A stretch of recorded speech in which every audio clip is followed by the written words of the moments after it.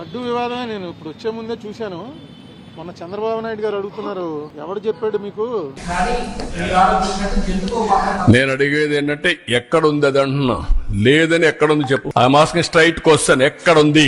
నీకు రహస్యంగా ఏమన్నా చెప్పారా?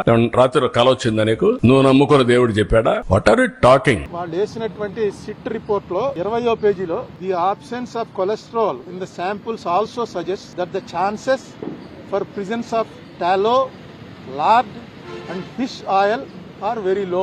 వెరీ లో అంటే లేనట్టే లెక్క కింద ఫీల్ అవుతున్నారు. ఎందుకంటే వెంకటేశ్వర స్వామి లడ్డూలో ఆవు కొవ్వు, పంది కొవ్వు, చేప నూనె కలిపారు అన్నదే కొంచెం చాలా మందికి వాంతులు వచ్చే పరిస్థితి అండి. ఎందుకంటే గొడ్డు మాంసం అనేది, ఇలా చాలా మంది మాంసాహారులు ఉంటారు కానీ గొడ్డు మాంసం అని అనగానే అలా ఐడియా డైజెస్ట్ అవ్వదు.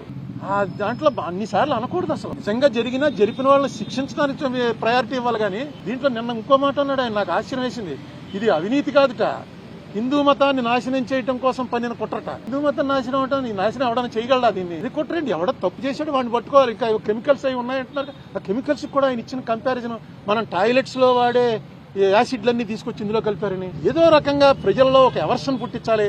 తిరుపతి లడ్డు అంటే అంత టేస్ట్ గా తినే వాళ్ళకి ఆ లడ్డు చూడగానే ఇందులో ఏముందోరా బాబు అని అనిపించే భయం కలిగించాలని సీఎం లెవెల్ మనిషి అలా మాట్లాడటం కరెక్టే?